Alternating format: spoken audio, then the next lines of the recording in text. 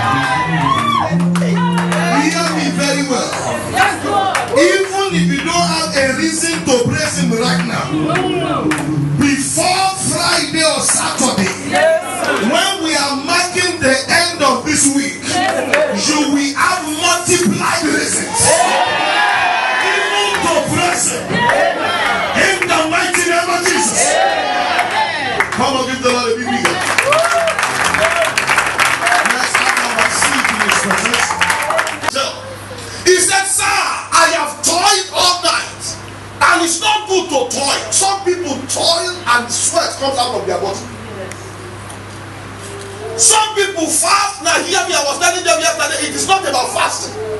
It's about fasting and God answering our fasting. Yes. Because if the Lord will not answer, then there is no fast. If you like, go on 21 days dry fasting and God refuses to answer, then what is the reason of fasting? It's the same thing as hunger strike. Some people are fast, they are fasting. They even know what they call fast by name. But Peter said, look at this. Daddy, I have toiled all night. There is no professional advice you will give unto me that I have not exercised. Give me another one, but I will tell you. Now here we are, not Master Jesus for something. Jesus didn't come to Peter and say, Peter, this is not the way to fish. He didn't give him advice. He didn't say anything to him that I know the principle 1 to 10 is that anytime you want to fish, you fish early in the morning or early in the night. Jesus didn't do that. When he saw Jesus, look at the statement of Brother Peter.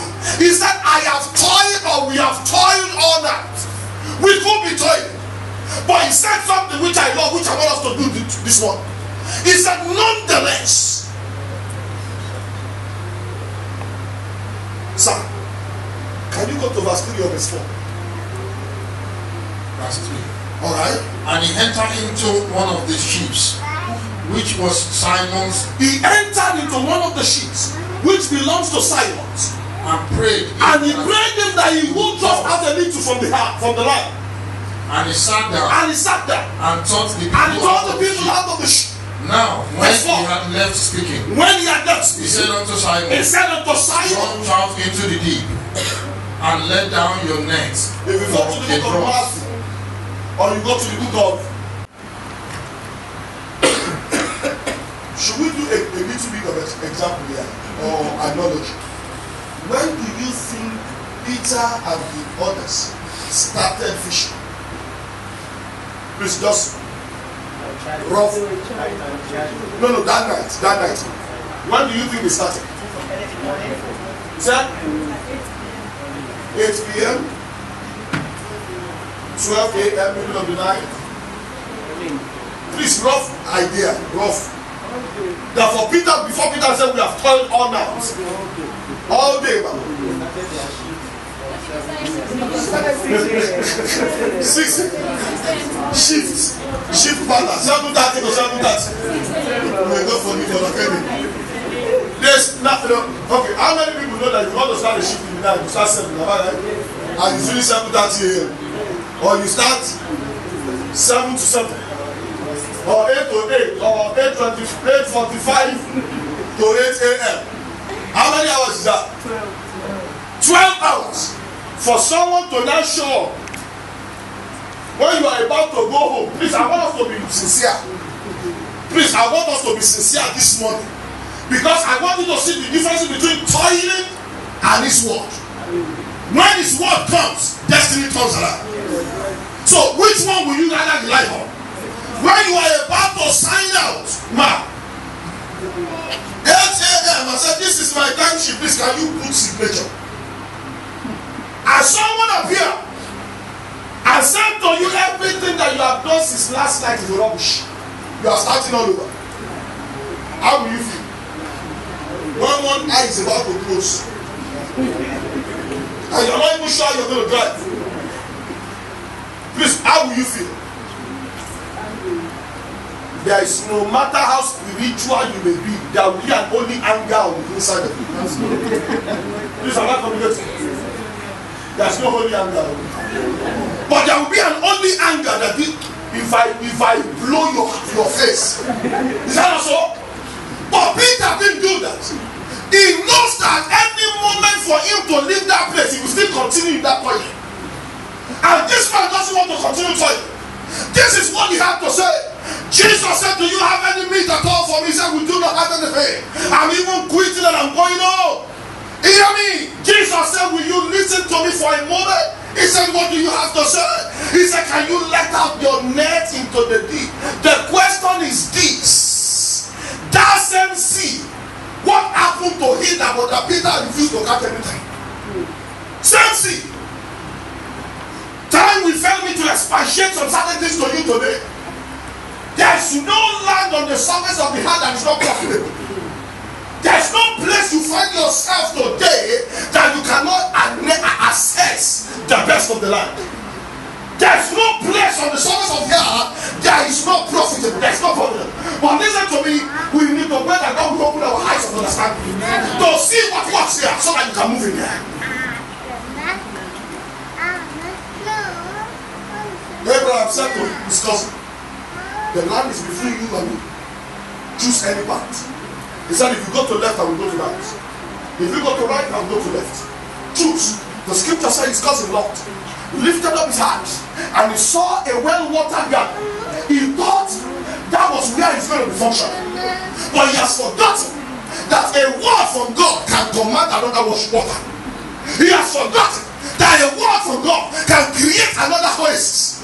He has forgotten that a word from God can terminate a lifetime of shame. He has forgotten that a covenanted man, there is no place you find yourself that you will not make it. Let them put him in the ocean. Let them put him in the wilderness. Do you know what this man said? This man in London. He said, put me in the wilderness and I will tell you, I will flourish. Why? A covenant man cannot die anyhow. Is that truth? And Lord chose that place where he thought it was working. Hear me. He came back to suffer. You know the story too well. Peter said, nonetheless I walk. But my question to you and I, what has happened to that sea? This, are you getting me? Why is it that what you are doing is not working? And some people will start the same thing that you have done and it will work for them. Grace. Grace. As simple as that word grace is, it determines and it can mark destiny. Nevertheless, at thy word, immediately Jesus spoke that statement. You know what happened? All the fish that ran away from Peter, they gathered together to hear the sermon and the message of their Creator. When they heard the voice of the Master, they said, that is our Father speaking. So they gathered together. Don't forget, they just finished one crusade. So when the fish heard that Jesus was talking on the sea, they came back and listened to him. And while they were gathering, Jesus said, cast out thy net. And Peter, thank God. You see, let me be honest with you. It is better for you to listen to the word of God when it's coming like this. Yes, sir. This is not complicated. Yes, sir. Don't rebel against the word of God when it's coming. Because if it's short to you, good.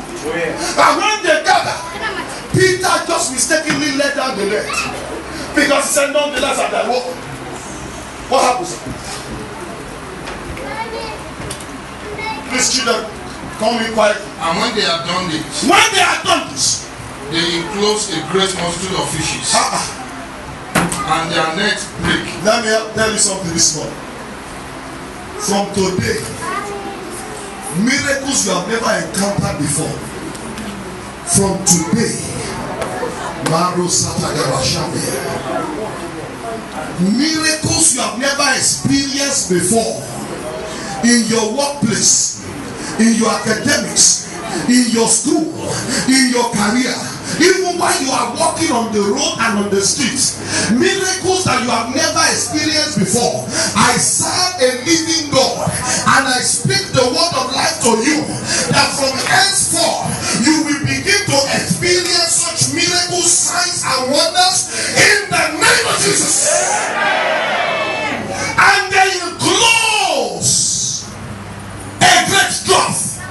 Wow. And Simon answering said unto him, Master, we have toiled all night. You are coming back again. Yeah, we went back to God. We went back to verse 4. Verse 5. And have taken nothing.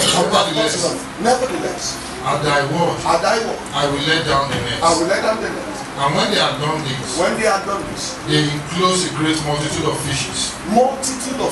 And their net break. May your net break for good. Amen. I say, may your net break for good. Amen. Continue, sir.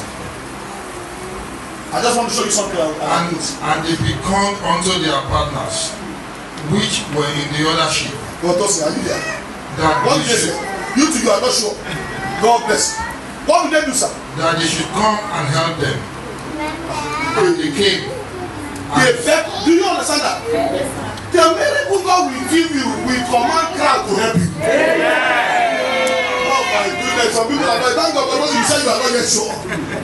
I said the miracle God will give you will command nations to come and assist you. You are not here because the way you are even saying them as if you are defeated already. Sir, what did they become? Who did they become to? The other ship. In other ship. Did they say that? I didn't know. Please leave me. That means they don't have any fish as well. And they become unto their partners. And they beckon unto their partners. Which were in other ships. After all, we don't have anything. You come and help us. We will give you some fish. Hey! And they beckon unto them. And what happened? Which were in other ships. Which were in other ships. That they should come and help them. And they came and filled both ships, so that they began to sink. Good measure. Press down. Shake it together. Running over. Give. Sir, with all the people that came, with the level of the ship, fish, the ship sank.